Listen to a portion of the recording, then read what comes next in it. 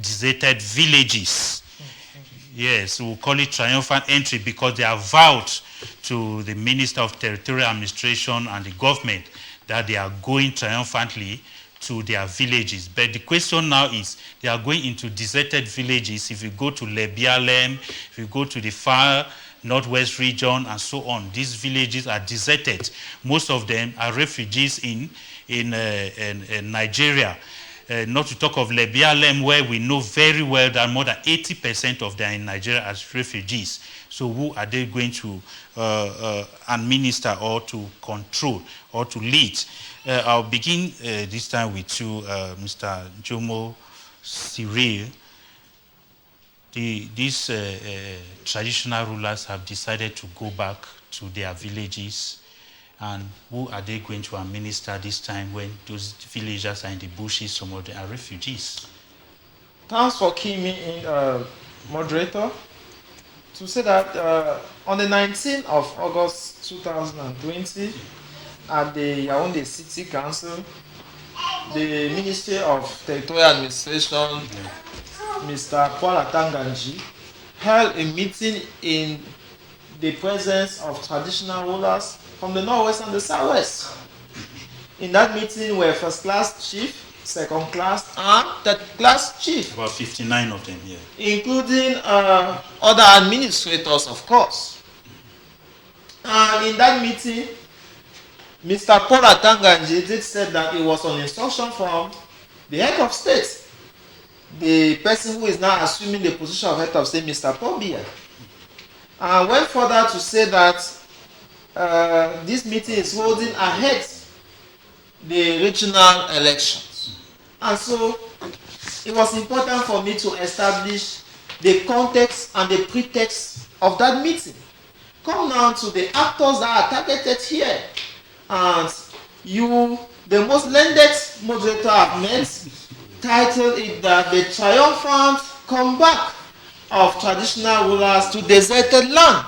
And I want to, at that very moment, come in to say these traditional rulers are having contentions, are having litigations with three main actors. The first are their citizens, are their subjects, who do not more believe in them. That will be subject of another discussion. The second category of people who are loggerheads are, of course, the separatists, the restorationists, who think that these traditional rulers are nothing but blacklegs. And the third, and the most important actor that who pay their salary is the government, who think that some of these traditional rulers are in connivance with the separatist fighters. So, if I was a traditional ruler sitting here, I would not like my seat, because all the community actors that I'm supposed to work with for the development of my own constituency are against me. But can there be a smoke without fire? I think the viewer back home are already saying no. It means that some of these traditional rulers, they have their hand soaked into this issue. Either some have connived with the government to betray the independent, to the separatists, or they have betrayed their people to satisfy the government, or they have robbed, they have connived with the independents, and they are playing a double-side class. I wanted to portray that picture before I dive in. We are talking at a time where there is a severe escalation of the crisis, where we are having more and more the sacrifice and the gross human rights abuses on the girl child and the young people. And it is at this very time that some of the chief asked Mr. Paul Atanganji some preconditions. There are about 5 of them that they gave. That truly they don't want to disrespect the government. They understand the importance of having election. But the first thing is that on February 9, 2020, held an election in this country where traditional rulers were also stakeholders. Come to think that when you come to a community, for campaign, you need to meet also traditional rulers. But where were these traditional rulers? They were comfortably settling in Yaoundé, and nobody had an issue with that. The second thing now is the upcoming regional election. We understand that traditional rulers back 30% of the total electorate for that election. And the government now start looking for ways to compensate, to legitimate that election that is coming up. And so it's want to force the major or part of the actor, because if they are not there, the election cannot. You people have to understand. Permit me to move my cap to explain to you what is happening. And so they are looking now for these actors that they want to sacrifice at the hotel of dubious attitude, and they want to force them back into the room. So the traditional ruler have placed on few conditions that goes thus. First, they should be able to make provision for small allowance. When they say small allowance, no amount have been said, but they should make available some money. Yeah. First, to reconstruct their chiefdoms. Yes. To reconstruct their chiefdom for most that have been raised. They should reconstruct their chiefdom. Second, they should permit them to move their family from wherever they are back to their communities. And then they should be able to bring back their people, because they cannot go and sit there alone. All this is a long process. Paul said that he was going to carry the information to his boss, who is currently holding the position of president in Cameroon, Mr. Paul Biya, and that is where the long story ended. And I, as a political party, not to hold the floor for long, to learn in the next 2 seconds, to say that truly people are playing their game and giving us a hard time here to talk about them. Be it the Minister of Territorial Administration, Mr. Paul Atanganji, or the traditional rulers that have found refuge in Yaoundé for 4 years now, nobody is serious among them. Because when you see the condition that has been maybe this time they have decided to be more serious. When you see the condition that has been laid by the traditional ruler back to the Minats, you want to ask yourself, how realistic can that be? With a government that have refused to solve the Anglophone crisis according to the method that all of us know. And when you look at the Minister of Territorial Administration, the approach is like a young man that meets a virgin and is doing everything to wipe out that virgin with money. And when you start asking yourself truly, who is going to bow, who is not going to bow, I'm afraid that question, Mr. Item should surely come Mr. and help Atem us. Armstrong, we are looking at these traditional rulers who want to come back, and these villages are deserted. If I'm not forgotten, you come from Lebialem, where it is one of the worst zones as at now. Can we first of all know the picture of it, because you must have gone to the village, about the picture of it, and how possible do you think the people will come back and maybe traditional? Maybe I should correct the moderator. I'm not from Libialem. I'm from Akwaya subdivision. I think the picture in Akwaya is not different from Libialem. And let me explain to my viewers that if you look at the refugees in Nigeria, 80% of the thousands of refugees that they are calling refugees in Nigeria, refugee here, refugee there, they are from Akwaya subdivision. And that brings me to the point. At one point I start asking question, is it a hardship crisis or is an Anglophone crisis? Because it appears the people even went to Nigeria because they could not survive. The people have no road.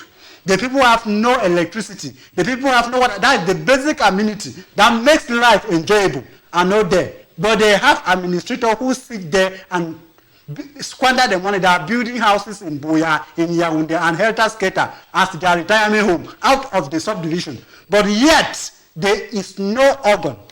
Even Konak and whosoever that they call their names don't dare to question those kind of administrators. Akwaya has been for 55 years now after they got the status of a subdivision. There is no road linking the subdivisional headquarters to the divisional headquarters. I will say on this platform that the issue in Akwaya, there are no subjects. All the subjects left to Nigeria because that is where they feel that the UN are instead paying them. To them, they don't see as if they are running for a crisis. They feel that they are going to survive because the little token that the UN gives them, they see it as a very big salary. If you ask, oh, they are paying us money, we earn very high, and they tell you that I have 5 children, UN gives 14,000 naira to each. If you put, they are very grateful to remain there. They don't want to come back. What do you think should be the reason for the low development in Akwaya subdivision? The reason for the low development is just the redundancy and the lack of willingness of their administrator to bring development to the people. Mr. Moderator should not divert from the subject matter. I would like to paint a picture of the history of chieftaincy and, let me say, traditional authorities. You realize that chiefs are custodians of their villages and their culture. Before the coming of the colonial master, that is the European, during the scramble of Africa, we have our fronts, our sultans, our lamidos, our emirs, and our chiefs. They were very highly respected and held at high esteem. Yeah, but they were indisputably accepted as the custodian of their culture, to a point that when the chief dies, they even bury him with somebody who is alive to show a high level of respect to the chiefs. And at one point, when you see a chief, like somebody made mention on this panel, you see a chief coming on this lane of the road, you have to direct to the other lane because it's as if it's a demigod that is coming. Our chiefs were very, very respected, to a point that when the chief says, stop, you dare not continue. Because if you dare, the next day you might not survive. They might not see you. You will disappear. You will not die, but you will disappear from the planet Earth. You will not know what has disappeared. But it appears they were like people who they were put. Mystical. Yeah, they were mystical. They were put in power by God Almighty. It was not by man making. That is why chieftaincy were hereditary. They were not elected. And once that has been said, you realize that our chiefs were men of high wisdom, high character. They discharged their judgment with a lot of fear and no favor for anybody. They were not discriminatory.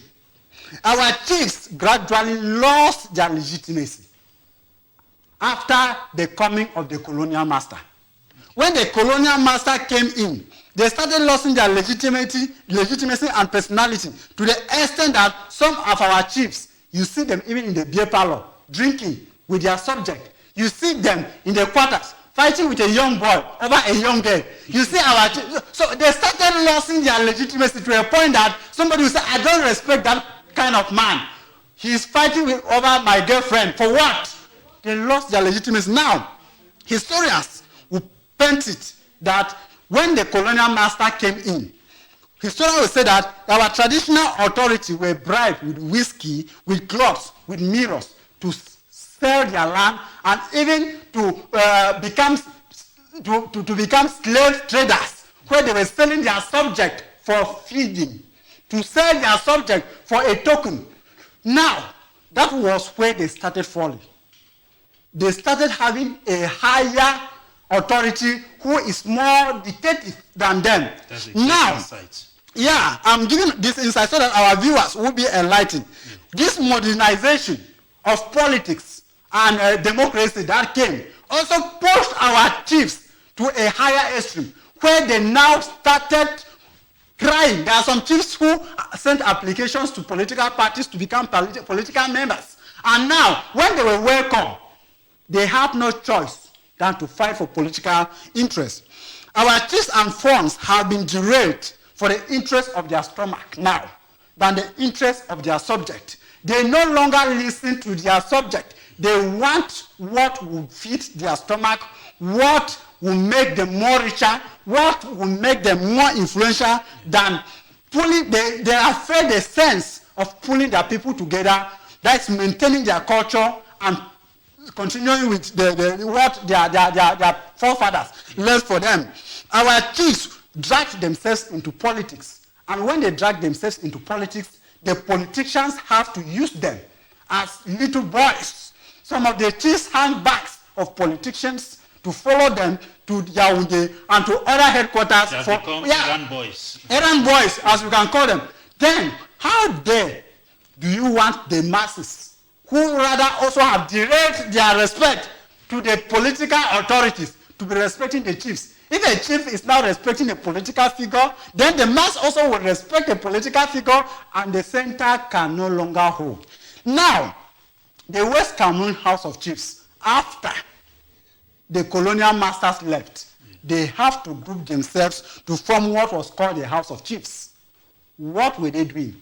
They now say that the position that they had in their villages as custodian of their villages and their culture is no more having any weight. It's no more profitable. It does not give them the respect they deserve. They feel that it's when they are represented in Yaoundé that they will be heard. And that is why even today, if you see them in Yaoundé, some subjects will say, let them go. After all, it's Yaoundé that they like. Because all their quest over their lives, they have been struggling to be in Yaoundé and not within their villages.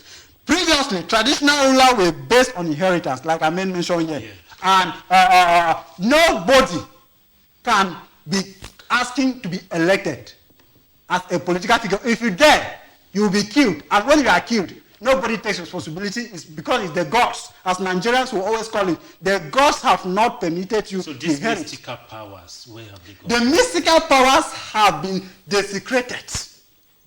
When I say they have been desecrated, they have completely lost. It means that our shrines in those days that were held at high esteem, the white man came with so many kind of Christianity and this and that. And today, this is what has plunged our political, our cultural traditional leaders. Serious sacrifices have to be. No, the sacrifices in those days, even when they made sacrifices, it was issue of secrets.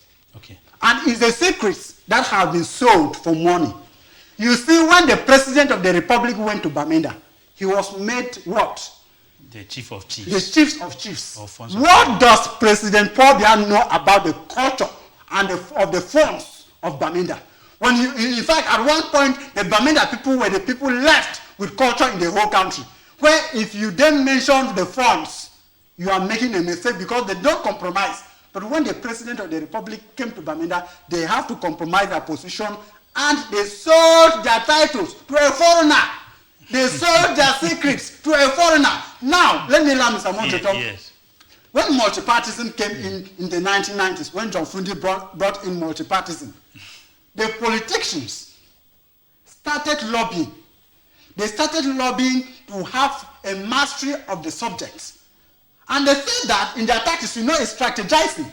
They felt that the traditional authority could be more or less an avenue where when they seize the traditional authority, they have automatically seized that village. And that was where they left the masses that their interest and their focus was to have the traditional authorities. If we want to take this 10 million and please give an authority to all your subjects, that anybody who dare vote for an opposition will be prosecuted in public. And that is how the people started losing their sense of judgment. They now started paying allegiance to a particular political party than to the interests of their subject. The political leaders, the traditional leaders in those days, set themselves into regional groupings and cultural groupings to pull development to their area. To a point that traditional authorities were constructing some kind of roads into their quarters, and you can call the rest in those days when this issue of politicians had not set in.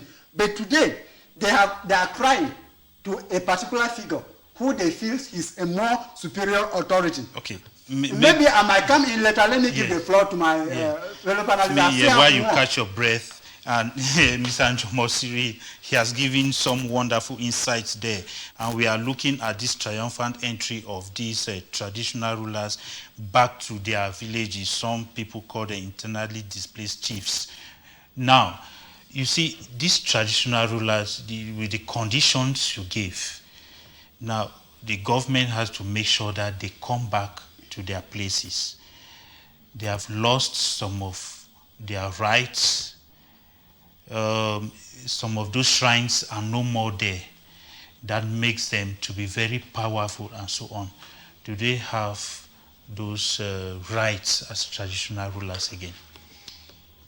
Oh, what a challenging question there. Because what makes them traditional rulers, for example, what makes President Paul Biya the president of the republic is because there are certain rights, there are certain largesse, or maybe that makes him the president. If those things are no more there, then he's not seen as a president. Now they have lost most of those things.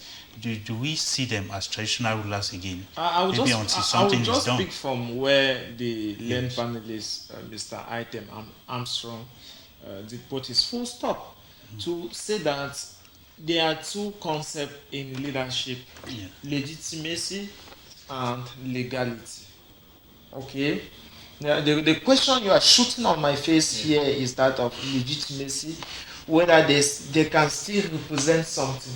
Because for legality, once the government is pushing their salary into their accounts, and according to the 1977 law on chieftaincy, they are recognized as either first class, second class, or third class, or even quarter head men.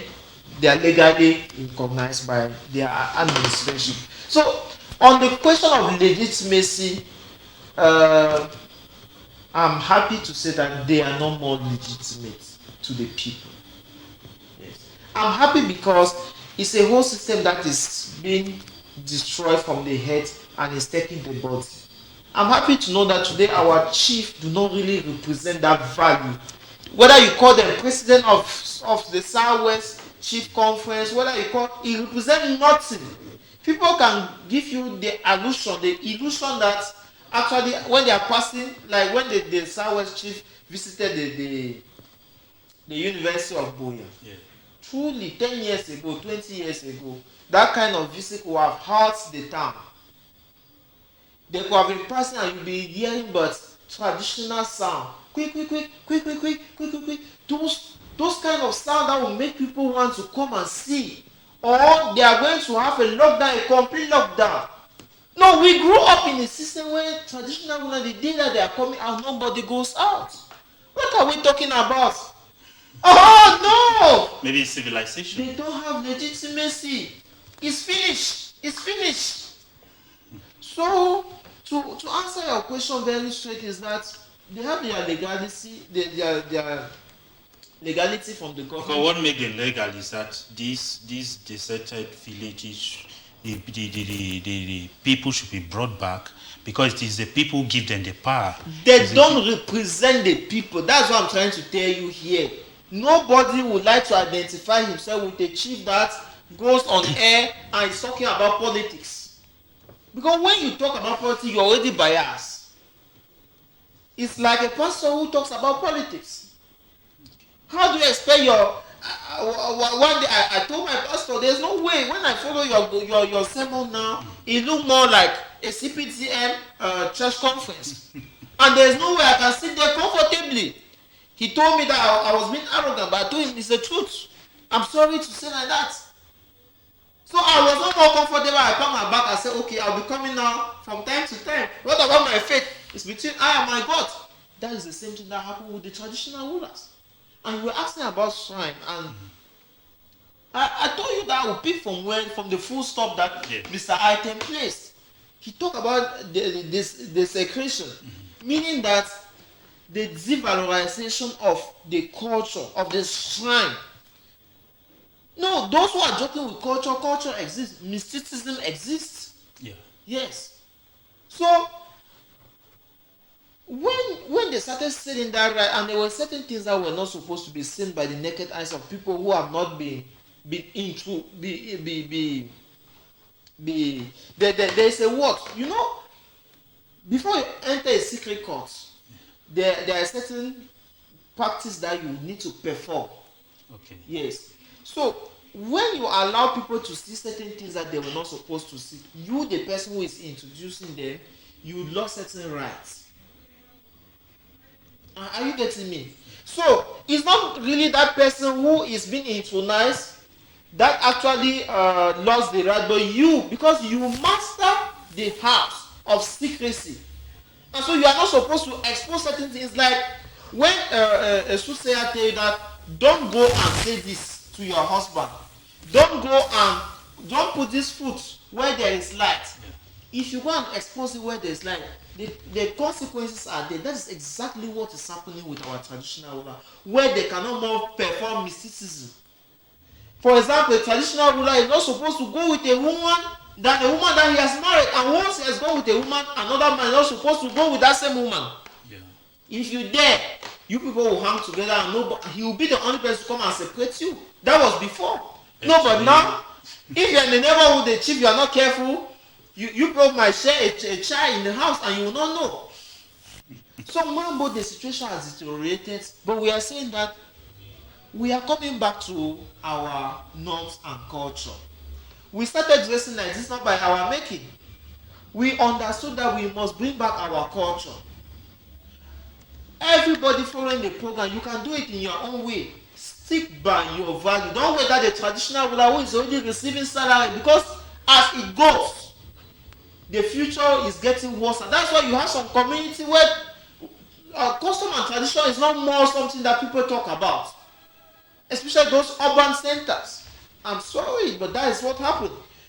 Even when you go to the center and you take the littoral, for example, if not of the Ngondo that has helped these days to regalvanize the Sawa culture, he has faded away long with the impact of the colonial master and politician. But when you move to the center region where it's highly politicized, you start asking yourself whether there is even culture there, because they don't have that festival like the Sawa festival that brings together the traditional rulers of the littoral region. Okay. And Mr. Adam Armstrong, given all these insights like this, because we like it or yes, this problem has to be solved. Our traditional rulers have to go back to their settings. They have to take back their responsibility. We need to respect them. We like it or yes, we need to respect them. What has to be done promptly in order that these gentlemen take back their rights and start performing some of these activities? Mr. Moderator, I think before I answer your question on what has to be done, let me paint this picture. You know, the earlier our traditional authority know that they need to be apolitical. Yeah. The better for them. Normally, traditional rulers are supposed to be apolitical, receiving all sons and daughters irrespective of their political party, irrespective of their party inclination. Why? They are the father to all, the good, the bad, the ugly, as far as you are a bona fide son and daughter from that community. The responsibility is on the chief or the traditional authority to protect you. At one point, when the traditional authority start taking sides, automatically he has communicated to the subject that he's no longer fit and he is no longer legitimate. Now, the traditional authorities or rulers feel that they are as auxiliary to administration or the auxiliaries of administration. There is no argument about that. Yes, they are auxiliaries as the Cameroon law has made it. But what is the meaning of auxiliaries? The auxiliary is more of an assistance. Yes. They are not the principal administrators. Why are they making as if, in fact, when you are assisting somebody, at one point, if you feel that the person is not moving in the same direction that he is supposed to move, you allow him. You don't continue to follow him blindly. Or at that point, you are no longer assisting. It appears you are now the one administering. That is where their problem begins. They are making as if they are the administration themselves. They are just auxiliaries. When we talk of auxiliaries, it's just to assist, to ensure that they facilitate administration within their communities. But they are failed to do that, and they are now thinking their principal party. That is where they are failing. Chiefs are now installed by DOs and other administrators, as you can call them. In those days, chiefs were installed by kingsmen. Kingsmen. If a kingsman like you posed the question to my fellow learned panelists here, Mr. Siri, if a kinsman do all the traditional rites, make sure that he hits all the witchcraft and all whatsoever that would instill some kind of authority and influence within the community, and he bestows the authority on you. And now all the community know that no, you dare not try this form. You dare not try this chief. But if at this point they are instilled by the GOs, it's more or less saying that the issue of traditional ruler is now an issue of politicians. No, no longer the issue of tradition. If I understand, if you look at the installation of, or maybe if a chief is supposed to take seats, the co-chiefs and maybe the other... No, it's a sacrilege. What I'm saying... What I'm saying is that they do it, but the administrator only come to make him public. I understand. Yes. The issue is once there's a lot of attention given to the administrative, the rule of the administration, when the GO has not given you the right, at one point the subject even said that the person that the GO will instead will be the one who will be the chief. At one point, you see two persons fighting over chieftaincy, and the one that the GO instead, he's the one who takes priority. Okay. What are you saying? It's a sacrilege when we wield tradition to administration. And now, I want to ask this question to my to Cameroonian. Why did the chief run? And why are they coming back? Have the problem that they ran away been solved? When I started my presentation, I said they are the custodian of their villages and they are there to ensure peace and serenity.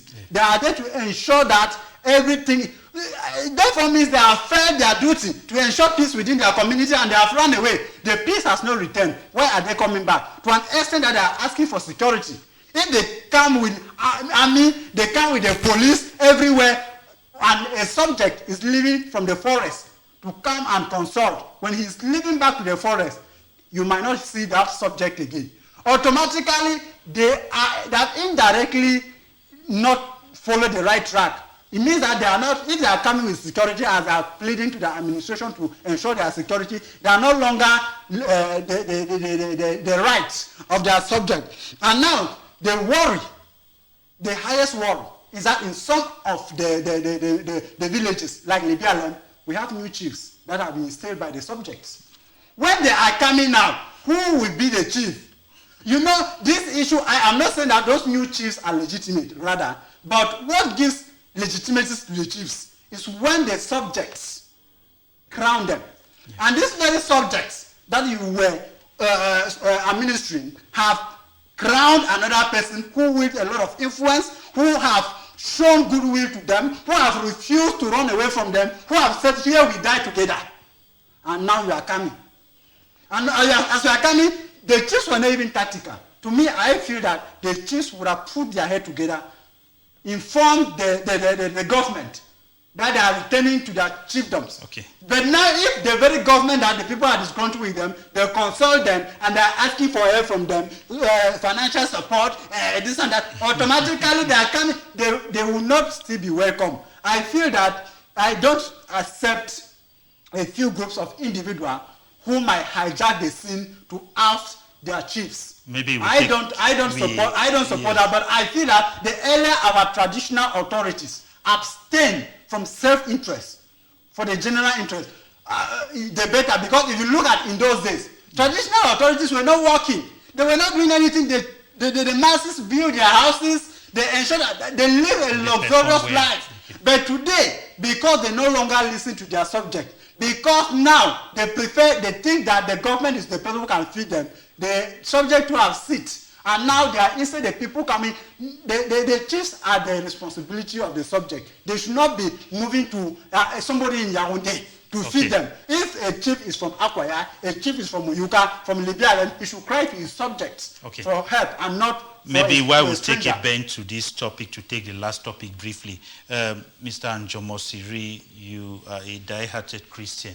Is it like it's high time this chief, maybe they consult let me call it the face of the superior God, if the other God has failed, then it's rather they come now to the superior God to make things work, just like the paramount chief of the Bafors have done in Kumba, who the men of God came and prayed for peace and so on.